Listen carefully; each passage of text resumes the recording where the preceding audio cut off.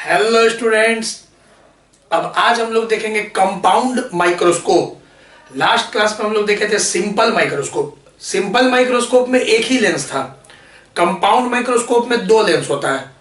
ठीक है, दो लेंस होता है इसमें, इसीलिए इसका नाम है कंपाउंड माइक्रोस्कोप। इसमें मैग्नीफाइंग पावर ज्यादा होता है। सिंपल माइक्रोस्कोप का मैग्नीफाइंग पावर क्या था, कम होता है। ठीक है, 10 के आसपास, अबाउट 10। लेकिन इसका जो कंपाउंड माइक्रोस्कोप है इसमें मैग्नीफाइंग पावर ज्यादा होता है। अगर बहुत अच्छा कंपाउंड माइक्रोस्कोप है तो 250 तक इसका मैग्नीफाइंग पावर 250 तक होता है। ठीक है, तो compound microscope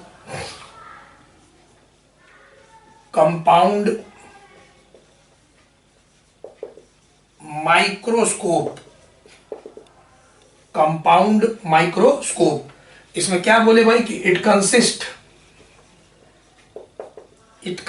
of two convex lens separated by a small distance। ठीक है, तो दो कॉन्वेक्स लेंस होता है, दोनों के बीच में डिस्टेंस होता है कुछ, और उस डिस्टेंस को हम लोग एडजस्ट कर सकते हैं। प्रैक्टिकली देखिएगा तो क्या होता है, एक हॉलो ट्यूब होता है, उसमें एक लेंस होता है। ठीक है, ऑब्जेक्टिव लेंस बताएंगे अभी इसको। और एक और हॉलो ट्यूब होता है, इसके अंदर एक और लेंस होता है जिसको आईपीस बोलते हैं। यहां पे आंख होता है और यहां आईपीस लेंस है, ये आईपीस लेंस है, अभी बताएंगे। और ये ऑब्जेक्टिव लेंस है और ये एडजस्ट हो सकता है स्क्रू के मदद से, जिसके कारण हम लोग इन दोनों लेंस के बीच का जो लेंथ है उसको एडजस्ट करते हैं। और इसके नीचे कोई छोटा ऑब्जेक्ट रखते हैं और उसी ऑब्जेक्ट को हम लोग आंख से देखते हैं तो उसका वर्चुअल इमेज बड़ा दिखता है। तो ये जस्ट प्रैक्टिकल डायग्राम है। ये डायग्राम हम लोग को बोर्ड एग्जाम में नहीं बनाना है। हम लोग को बोर्ड एग्जाम में रे डायग्राम बनाना है कि दो लेंस होता है और स्क्रू की मदद से दोनों लेंस के बीच का लेंथ को हम लोग एडजस्ट कर लेते हैं और नीचे ऑब्जेक्ट रखा रहता है। ये ऑब्जेक्टिव लेंस है, ये आईपीस लेंस है। चलिए, ये तो भाई प्रैक्टिकल डायग्राम था, यूज किए होंगे आप शायद कभी कंपाउंड माइक्रोस्कोप। अब बोल रहा है the lens close to object is called या is called objective, and the lens close to या near the eye, close to the eye या near the eye is called eyepiece। उसको कहा जाता है eyepiece। और बताएंगे कि देखे होंगे अभी प्रैक्टिकल डायग्राम बताए थे कि ऑब्जेक्टिव का जो फोकल लेंथ है, एपर्चर है, एपर्चर मतलब साइज, डायमीटर, वो छोटा है। तो the focal length and aperture of objective is less than that of eyepiece. तो पहले आप इसको लिखिए जल्दी से, इसको हम रब करेंगे। इसको पहले आप लिखिए, इसको रब करेंगे, फिर यहां डायग्राम बना के मैग्नीफाइंग पावर को प्रूव करेंगे।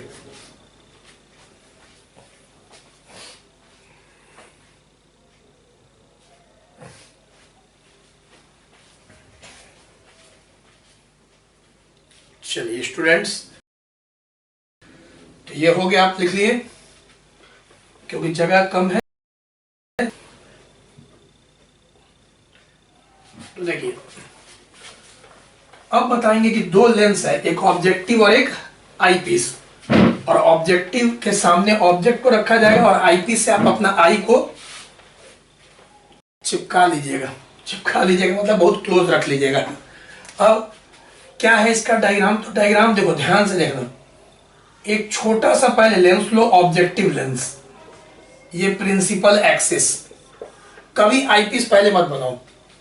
अब इस ऑब्जेक्टिव लेंस का फोकल लेंथ एफओ है, इसके फोकस के ये फोकल लेंथ है। जस्ट बियॉन्ड एक छोटा सा ऑब्जेक्ट रखा गया है ए बी, छोटा सा ऑब्जेक्ट जिसको हम लोग बड़ा देखेंगे साइज में जब उसका वर्चुअल इमेज बनेगा।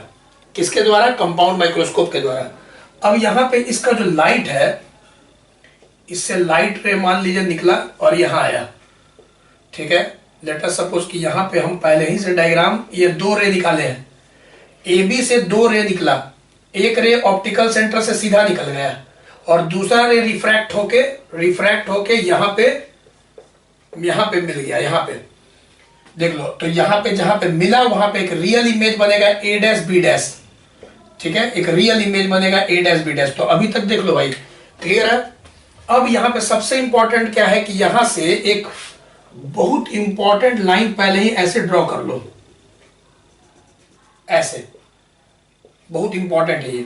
बताएंगे कि अभी हम final image A double dash B double dash यहीं पे बनाएंगे और यहां पे इसको सेंटर मान के एक बड़ा सा आईपीस बना लो।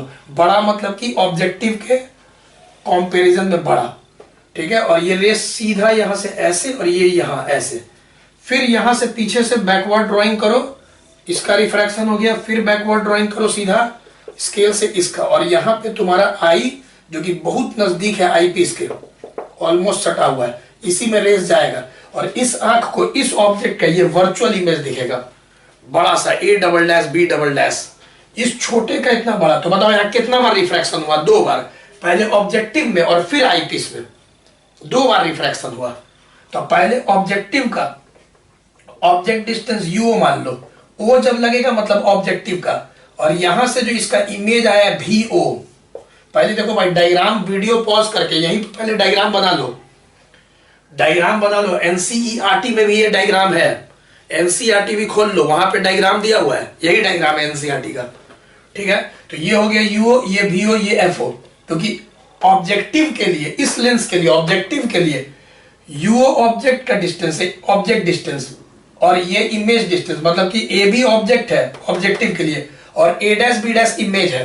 अब हम क्या बताए थे कि जब कॉम्बिनेशन ऑफ लेंस होता है, जब कॉम्बिनेशन ऑफ लेंस होता है, ई का मतलब आई पीस, तो हम क्या बताए थे, पहले लेंस का जो इमेज होता है, पहले लेंस का जो इमेज होता है वो दूसरे लेंस के लिए ऑब्जेक्ट का काम करता है। बहुत बार बताए थे कि पहले लेंस का जो इमेज होगा ए डैश बी डैश, जो इमेज होगा वो दूसरे लेंस के लिए ऑब्जेक्ट का काम करेगा। तो आईपीस का ये ऑब्जेक्ट है और ये वर्चुअल इमेज है। चलो ये एंगल है बीटा, यही है बीटा जो परसों बताए थे, अल्फा और बीटा। चलो और ये हम लोग का ई है और ये हम लोग का यूई है। अब सोचते रहो, ये ऑब्जेक्ट डिस्टेंस आईपीस के लिए और यहां से यहां इमेज डिस्टेंस आईपीस के लिए, और ये है बीटा, ठीक है। यही एंगल तुम्हारे आंख में आएगा, बीटा, समझ में आ रहा होगा। यही तुम्हारा आई है और एक वर्चुअल इमेज बन गया, वही वर्चुअल इमेज आई के लेंस में ऐसे आएगा और यही तुमको बीटा आई पे, रेटिना पे बनेगा। ये आई पे जो समझाया नहीं थे रफ में, ये आई पे बनेगा, वही वर्चुअल इमेज तुमको दिखेगा, वर्चुअल इमेज दिखेगा, मतलब रिफ्रैक्शन के द्वारा रे तुम्हारे आई में जाएगा और बीटा एंगल पे आई में जाएगा, तो तुमको इमेज थोड़ा बीटा एंगल पे विजुअल एंगल बढ़ के आएगा, तो इमेज भी तुमको बड़ा दिखेगा। ये सब बहुत अच्छा से लास्ट वीडियो में बताया हुआ है। चलो अब हम लोग को निकालना है the magnifying power. The magnifying power of microscope, यहां पे कंपाउंड माइक्रोस्कोप है, इज अ मैग्नीफाइंग पावर। क्या बताए थे? Beta by alpha, last video को देख लो। अल्फा क्या था? तो A B by D, last video में देख लो, बताया हुआ है सब। Alpha maximum visual angle of object without instrument, और ये हो गया visual angle of image with instrument. तो यहाँ पे इमेज हो गया इस ट्रायंगल में, देखो tan beta perpendicular by base, तो ध्यान से देखोगे तो ए डैश बी डैश इस ट्रायंगल में, ये परपेंडिकुलर और ये बेस, और बेस कितना है? यूई। अरेंज करो तो A dash B dash by A B, और ये डी ऊपर आ जाएगा तो डी बाई यूई। ध्यान से देखो, इसी को भी बताएंगे कि हम मैग्निफिकेशन को ऐसे लिख देंगे, VO by UO into D by UE. कैसे? इसी को फर्स्ट मान लेंगे। देखो कैसे, तुम लोग सब जानते हो कि मैग्निफिकेशन, अगर ऑब्जेक्टिव के लिए मैग्निफिकेशन याद करो, मैग्निफिकेशन क्या था? H I by H O, magnification H I by H O, V by U, ये पढ़ाए थे ना। मैग्निफिकेशन क्या होता है? H I by H O lens के लिए, वी बाई यू। अगर ऑब्जेक्टिव का बात करें तो ओ ओ ओ, ओ माने यहाँ ऑब्जेक्टिव, ऑब्जेक्टिव लेंस के लिए बात कर रहे हैं। अब ऑब्जेक्टिव लेंस के लिए H I by H O, H I कौन है? ए डैश बी डैश, और एच ओ कौन है? A B, H I by H O, और मैग्निफिकेशन होता है वी बाई यू। तो वही a dash b dash by A B के जगह पे रख दिए v बाई यू। और किसके लिए बात हो रहा है? ऑब्जेक्टिव के लिए, इसीलिए ओ लगा दिए। ई रहेगा तो आई पीस, ठीक है, और ओ रहेगा तो ऑब्जेक्टिव के लिए बात हो रहा है। चलो यहां तक पहले नोट करो फर्स्ट में। अब जैसा कि बताए थे कि भाई फर्स्ट सिचुएशन होता है normal adjustment mode.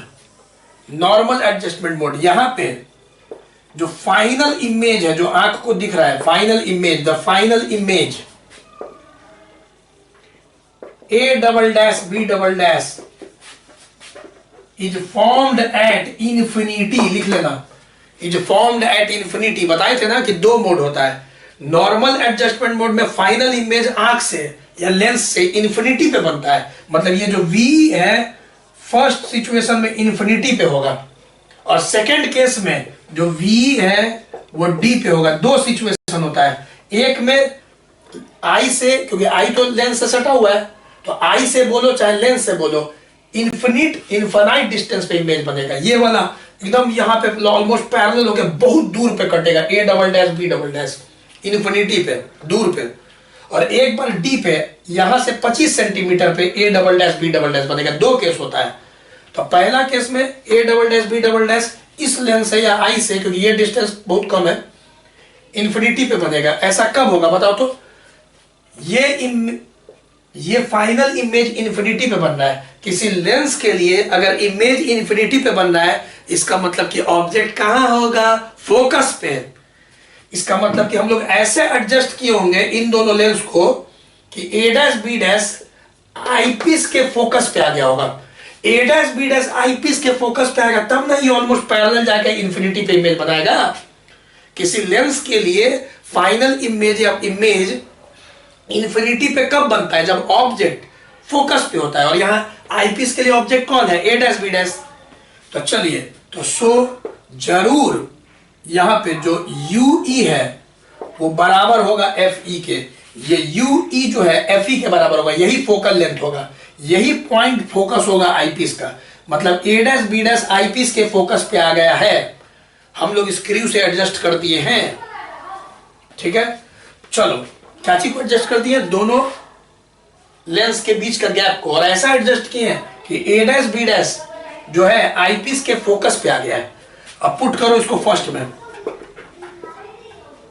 Put in equation first. जब फर्स्ट इक्वेशन में जब तुम पुट करोगे फर्स्ट इक्वेशन में, तो यहां पे ऐसा हो जाएगा m बराबर VO by UO, VO by UO दिख रहा है, D UE के जगह पर रख देंगे FE। ये हो गया तुम्हारा पहला फॉर्मूला, वेरी इंपॉर्टेंट, ठीक है, वेरी इंपॉर्टेंट। दूसरा फॉर्मूला क्या आएगा? डिस्टिंक्ट विजन मोड के लिए आएगा। इसमें सब बच्चा जान रहा है, लास्ट वीडियो देखा है कि द फाइनल इमेज ऐसे केस में जो यहां पे A double dash B double dash है इज फॉर्म्ड एट डी, मतलब 25 सेंटीमीटर पे बनता है, ठीक है, 25 सेंटीमीटर पे। अब चलो for the eyepiece, for the eyepiece, eyepiece के लिए फॉर द आई पीस, चलो लेंस फॉर्मूला बोलो, 1 by F is equal to 1 by V minus 1 by U, lens formula. अब आई पीस के लिए तो ई आई पीस के लिए 1 बाई एफ ई, ठीक है, भी के जगह रख दो माइनस डी। क्यों माइनस डी? क्योंकि अब सेकंड केस में फाइनल इमेज कहां बना? आईपीस से डी दूरी पे। अब ये वी जो है डी के बराबर है। बताए थे ना कि पहले केस में भी इन्फिनिटी के बराबर था, और दूसरे केस में भी ई, जो ये भी ई है, अब ये डी के बराबर है। तो अब आईपीस के लिए बात हो रहा है, तो ये ओरिजिन हो गया। तो इधर पॉजिटिव कोऑर्डिनेट और इधर नेगेटिव कोऑर्डिनेट, कोऑर्डिनेट ज्योमेट्री। तो इधर जो आएगा कोऑर्डिनेट इसका एक्स एक्सिस पे, ये डिस्टेंस यहां से यहां तक का भी, वो तो माइनस डी होगा ना, क्योंकि नेगेटिव कोऑर्डिनेट पे आ रहा है। और माइनस माइनस प्लस, बताओ यूई के जगह माइनस यूई क्या रखे, और फिर माइनस माइनस प्लस हो गया। क्यों? क्योंकि जो ऑब्जेक्ट डिस्टेंस है वो भी नेगेटिव है, क्योंकि यही ओरिजिन हो गया। इधर पॉजिटिव एक्स कोऑर्डिनेट, इधर नेगेटिव एक्स कोऑर्डिनेट, तो नेगेटिव। चलो यहां से 1 बाई यूई निकालो, तो 1 बाई यूई इसको इधर लाओ, 1 by D plus 1 by F E, इसको फर्स्ट में पुट करो, पुट इन इक्वेशन 1। अब इक्वेशन 1 में जब तुम पुट करोगे इसको तो देखो VO तो तुमको दिख रहा है, UO तो तुमको दिख रहा है, D तुमको दिख रहा है। अब यहाँ 1/UE का वैल्यू रखेंगे, 1/UE, 1/UE का वैल्यू यहां से रख दो तो क्या आ जाएगा 1 + D + 1/FE। अब D अंदर ले जाओ तो VO/UO, अब D अंदर ले जाओ, D/D क्या हो जाएगा 1 + D/FE। बहुत सुंदर आंसर आ गया। एक इसमें लाइन और लिखना है, the length of microscope also, the length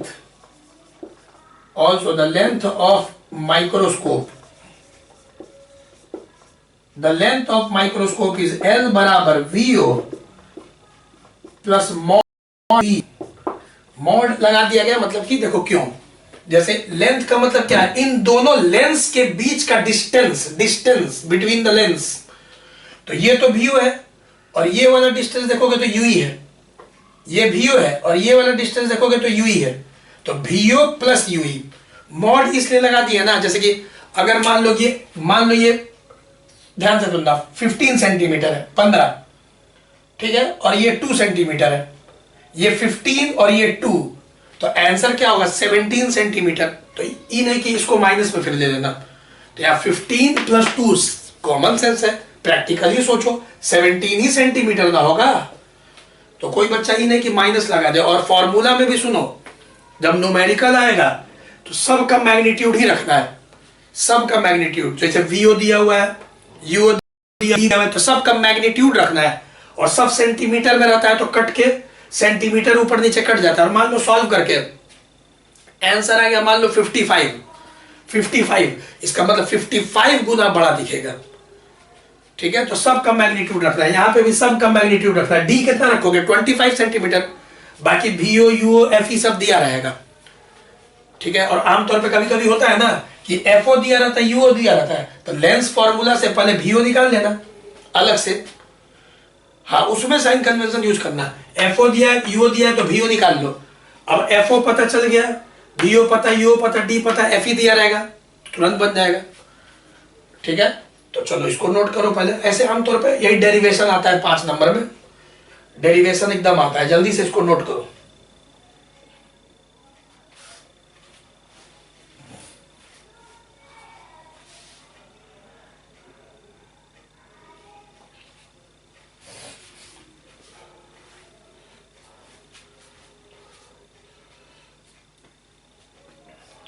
चलिए देखो इसको नोट कर लिए तुम लोग, वीडियो पॉज करके। अब हमको इधर कुछ काम है, ये दोनों फॉर्मूला तुम ब्रेन में पहले फिर से एकदम बैठा लो, ठीक है ना। इसमें फिर अब हम तुम लोग से कुछ बात करते हैं। देखो फिगर को रहने देते हैं, अभी थोड़ा काम आएगा, फिगर अभी थोड़ा काम आएगा। देखो याद कराने के लिए क्या करें, सिंपल माइक्रोस्कोप में क्या था, एक लेंस था। तो सिंपल माइक्रोस्कोप पे लास्ट वीडियो में एक आंसर आया था D/F और एक आंसर आया था 1 + D/F। मान लो बस एक ही लेंस था, उसका फोकल लेंथ F है, ये सिंपल माइक्रोस्कोप है, अभी एक ही लेंस है, तो यहाँ E लगा दो, मान लो ऐसे ही लिख रहा है। अब आज क्या हो रहा है, कंपाउंड माने क्या, एक और लेंस आएगा। जैसे कैसे केमिस्ट्री में बोलता है एलिमेंट मिलता है तो कंपाउंड, या प्रॉफिट एंड लॉस में बोलता है कंपाउंड इंटरेस्ट। तो कंपाउंड का एक्चुअली मतलब होता है मल्टीप्लाई। अब देखते रहना, सुनते रहना। अब ये लास्ट क्लास में तुम पढ़ चुके हो सिंपल माइक्रोस्कोप में। अब कंपाउंड में क्या हो रहा है कि इसके सामने एक और लेंस आ जा रहा है, छोटा सा एक और लेंस आ गया। अब जब एक और लेंस आ गया FO, और इसका मैग्निफिकेशन तुम लोग पढ़ चुके हो HI/HO, VU/U, और O लगा रहे हैं क्योंकि ऑब्जेक्टिव है। तो इसका यहां सामने आ गया, देखो कंपाउंड हो गया। याद करने का तरीका हम बता रहे हैं, ट्रिक बता रहे हैं, ट्रिक हम तुमको बता रहे हैं याद करने का। क्योंकि लास्ट क्लास में देखो सिर्फ ये था तो सिर्फ ये था तो सिर्फ ये था, सिर्फ ये था, सिर्फ ये था तो सिर्फ ये था लास्ट क्लास में सिंपल माइक्रोस्कोप में। आज क्या हुआ, कंपाउंड माइक्रोस्कोप में अब इसके सामने ये आ गया, तो इसके सामने ये आ गया, इसके सामने ये आ गया, कंपाउंड हो गया। पिछले क्लास वाला फॉर्मूला में V0/U0 मल्टीप्लाई हो गया, मैग्निफिकेशन कंपाउंड हो गया, बढ़ गया, मल्टीप्लाई हो गया। तो याद करने के लिए ऐसा मैंने तुमको बोला ताकि तुम फॉर्मूला, तुमको परसों का जो सिंपल माइक्रोस्कोप था और कंपाउंड माइक्रोस्कोप था, दोनों फॉर्मूला याद हो जाए। ठीक है, अब एनसीईआरटी का एक टॉपिक है, उसको देखते हैं। पहले ये दोनों फॉर्मूला याद रखना, VO by UO D by F E, VO by UO 1 plus D by F E.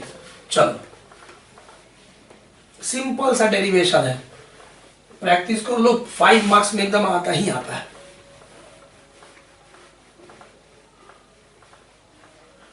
अब देखो एक अप्रोक्सी तो हम लोग पढ़ दिए एक्यूरेट चीज, और एनसीईआरटी में एक अप्रोक्सीमेट चीज भी है। देखो एनसीईआरटी का एक टॉपिक है, फिगर को रहने देते हैं। एनसीईआरटी में एक टॉपिक है, उसको अंडरलाइन बाद में कर लेना, magnifying power of compound microscope in terms of its length,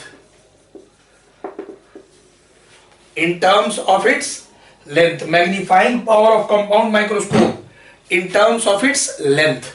देखो क्या बोल रहा है, पहला लाइन बोल रहा है कि एज, क्योंकि जो ऑब्जेक्ट है A B is kept very close to focus of objective। तो बोल रहा है सो इसलिए जो U है उसको अप्रोक्सीमेटली FO माना जा सकता है।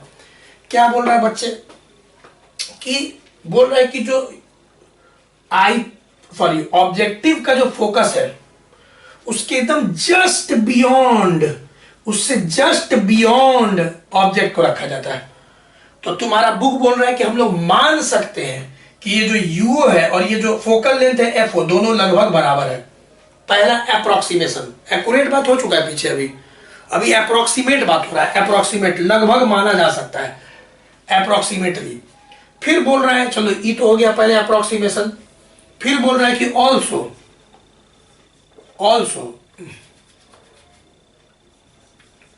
ऑल्सो द इमेज जो A डैश B डैश बना था, जो ऑब्जेक्टिव का इमेज बना था A dash B dash, is formed very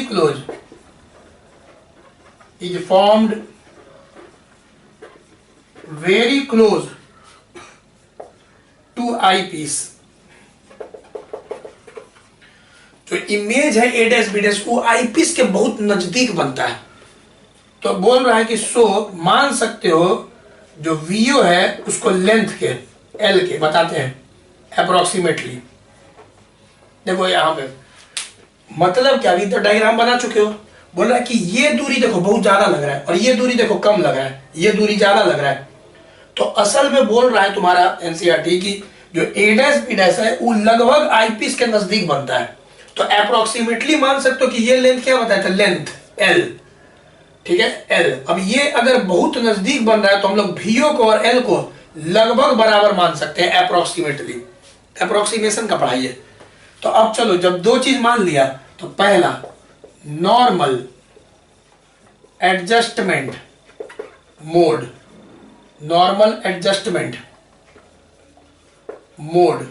अब बताओ नॉर्मल, हम यहां ऐसे कर देते हैं नॉर्मल एडजस्टमेंट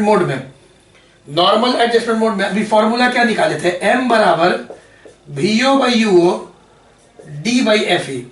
अब इसी को अप्रोक्सीमेटली देखो कैसे लिख देगा, VO के जगह पे L length of the microscope, UO के जगह पे FO मान लिया, D के जगह पे D और ये हो गया FE।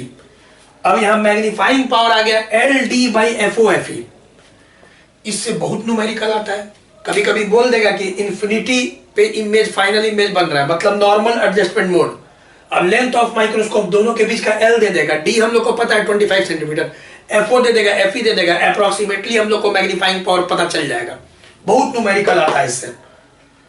ठीक है, दूसरा समझ ही गए होगे तुम लोग, इसके नीचे ही लिख दे क्या, देखो इसके नीचे ही तो जगह है, लिख देते। दूसरा डिस्टिंक्ट विजन मोड। अब डिस्टिंक्ट विजन मोड में क्या आया था मैग्नीफाइंग पावर जी, तो VO by UO 1 plus D by FE। तो अब इसी को लगभग VO के जगह पे L, UO के जगह पे FO, तो VO के जगह पे L, UO के जगह पे FO, और बाकी सब 10 का 10। आई होप कि समझ में आ रहा होगा। तो ये अप्रोक्सीमेटली है, ये भी मैंने तुमको बता दिया ताकि कुछ छूटे नहीं। यहां पे बाद में देखो काम आएगा, इस फॉर्मूला को याद रखना, M is equal to L D by F O F E, वही इज इक्वल टू ही बोल सकते हो, approximately is equal to L D by F O F E. ठीक है, अब इस केस में एल और डी अगर मान ले फिक्स कर दें तो हम लोग बोल सकते हैं कि मैग्नीफाइंग पावर इनवर्सली प्रोपोर्शनल लगभग एफ ओ एफ ई के, मैग्नीफाइंग पावर इनवर्सली प्रोपोर्शनल है एफ ओ एफ ई के, और इसी को तुम लिख सकते हो पीओ पी, क्योंकि रेसिप्रोकल और फोकल लेंथ क्या होता है, पावर, पीओ इंटू पी। तो ई बाद में काम आएगा जब हम न्यूमेरिकल बताएंगे ना, तो ये वाला थोड़ा दिमाग में रखना, ये हम यूज करेंगे। ठीक है, कि इस फॉर्मूला को यूज करेंगे, m is equal to L D by F O F E, L D by F O F E important है ज्यादा, इसको ब्रेन में रखना है, अप्रोक्सीमेशन वाला। ठीक है, तो पहले इसको नोट करो। अब हम लोग का बच गया एस्ट्रोनॉमिकल टेलीस्कोप, उसको देखते हैं, पहले इसको नोट करो।